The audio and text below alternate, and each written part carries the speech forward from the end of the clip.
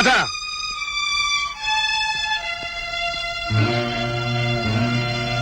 రాధా, నేను నీకో మాట ఇచ్చాను. మీ అక్క బ్రతుకుని అన్యాయం చేసి మీ కుటుంబాన్ని నాశనం చేసిన వాడిని ఏదో ఒక రోజున నీ ముందు నిలబెడతానన్నాను. ఆ మాట ఇప్పుడు నిలబెట్టుకుంటున్నాను. ఆ మనిషి ఎవరో కాదు, నేనే. నీ అక్క ఆత్మకి శాంతి కలిగేట్టు, నీకు మనశ్శాంతి ఉండేట్టు నీ కస్తీరా నన్ను కాల్చు రాధా, కాల్చు. కుమార్, నన్ను మన్నించండి. నిజమేమిటో తెలియక అక్కని ఎవరో మోసం చేశారని భావించి దైవం లాంటి మిమ్మల్ని దూషించాను. ఆలస్యమైనా అమ్మ మూలంగా నిజాన్ని తెలుసుకున్నాను. మా అక్క కోసం బ్రతుకునే ఎడారి చేసుకున్న మహోన్నతమైన మనిషి మీరని, ఒకసారి మనసిచ్చిన స్త్రీ కోసం జీవితాన్నే త్యాగం చేసిన త్యాగమూర్తివని అర్థం చేసుకున్నాను. నాకు అర్థం కానిదల్లా అక్కకు అన్యాయం చేసింది తనే అని గోపి ఎందుకు అబద్ధం చెప్పాడా అన్నది. దానికి కారణం ఉంది రాధా. గోపి నా ప్రాణానికి ప్రాణమైన బాల్య స్నేహితుడు, నా కోసం ప్రాణం ఇచ్చే మిత్రుడు. నేనెవరో తెలిసాక నిన్ను పెళ్లి చేసుకుంటే నేను సుఖపడతానని ఆ నింద తన మీద వేసుకున్నాడు. కుమార్, రాధా, నా జీవితానికి ఒక అర్థం పరమార్థం ఉండాలంటే మీ ఇద్దరికి పెళ్లి చేయాలి. నా చేత ఆత్మకు శాంతి చేకూర్చాలంటే మీరిద్దరూ సుఖంగా ఉండాలి. మీరిద్దరూ సుఖంగా ఉండాలి. నేను వెళ్ళి గోపి తీసుకొస్తాను.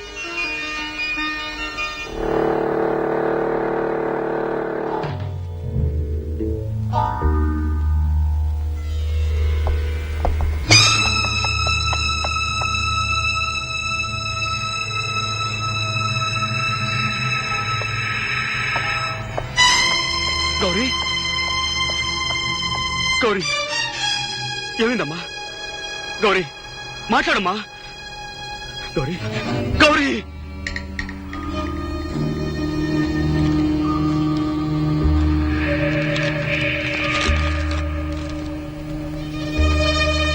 గోపి, ఈ రుద్రాయిని ఎదిరించి బ్రతికి బట్ట కట్టిన వాడు లేడు.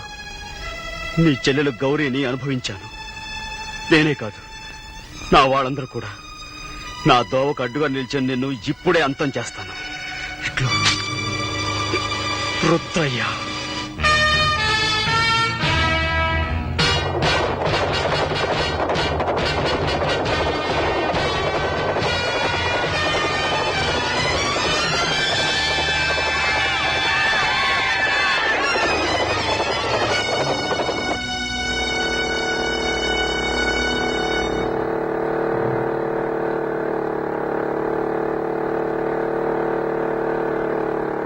తాత, ఏమైంది? వీధంతా నిర్మానుషిగా ఉంది. బాబు, రుద్రయ్య తన మనుషులతో వచ్చి గోపి బాబుని పట్టి ఇడుచుకుపోయాడు. మా ఊళ్ళంతా గోపి బాబుని రక్షించడానికి వెళ్ళారు. బాబు, గోపిని రక్షించుకోవాల్సిన బాధ్యత, కర్తవ్యం నాది.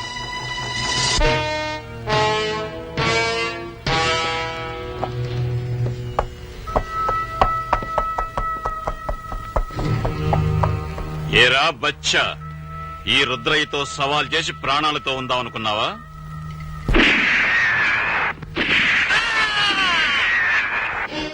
కుమార్,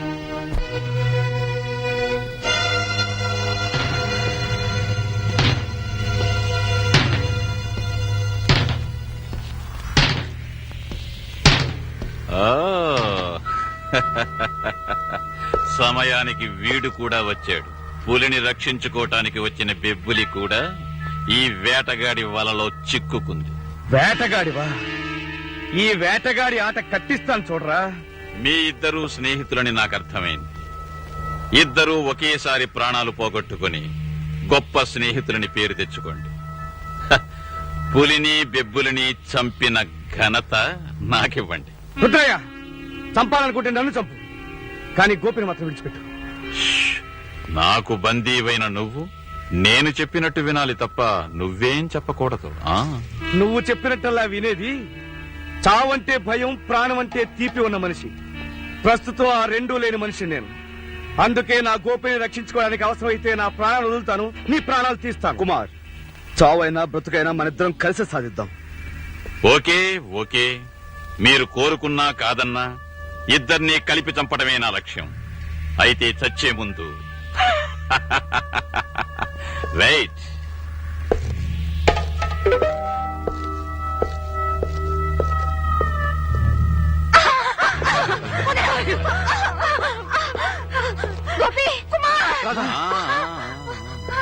మీరు కదిలేరంటే మా వాళ్ల తుపాకుల్లోని బుల్లెట్స్ మిమ్మల్ని తూట్లు చేస్తాయి. కదలకుండా ఇక్కడ జరిగేదంతా చూడండి. రేయ్, ఈ తల్లిని తీసుకెళ్లి కట్టే. దీని సంగతి నేను చూసుకుంటా. No man, no man.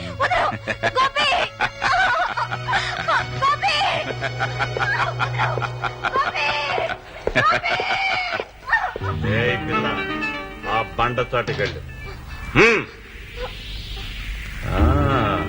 ఇప్పుడు నీ ఒంటి మీద ఉన్న బట్టలన్నీ ఇప్పించేయి. నేనివ్వను. ఇవ్వవా? ఇవ్వకపోతే నేనే తీసుకోవాల్సి ఉంటుంది. నువ్వు అక్కడే ఉండు, నేనే ఇస్తాను. అలా దారికిరా.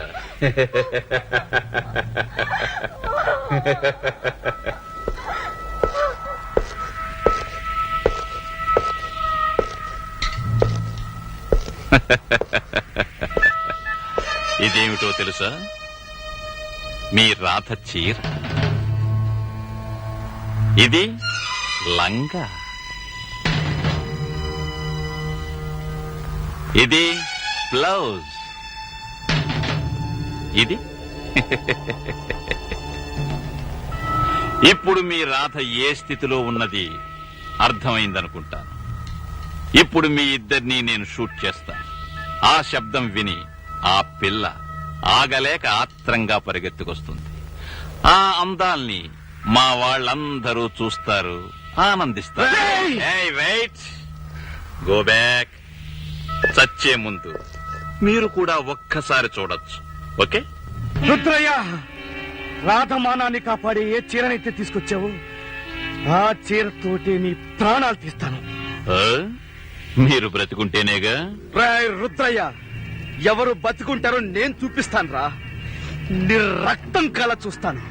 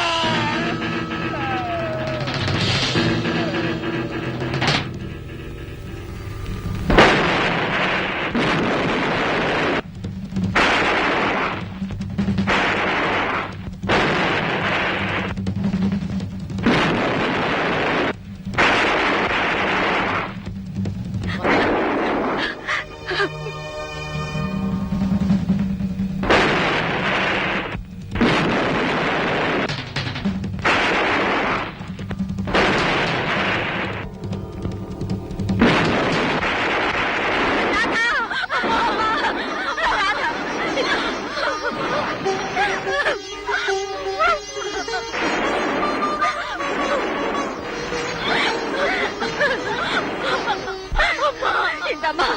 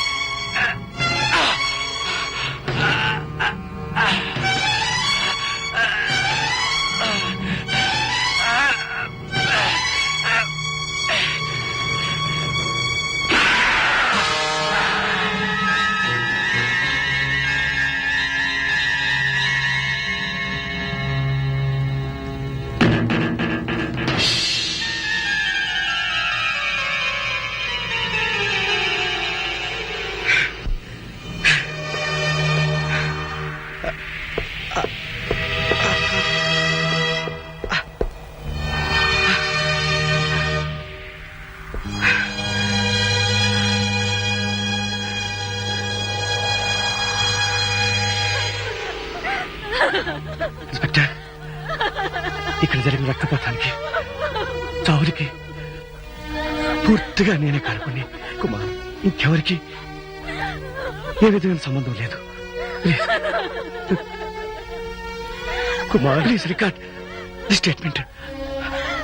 గోపి, వస్తాను. అదిగో నా చేతి నన్ను రమ్మంటుంది.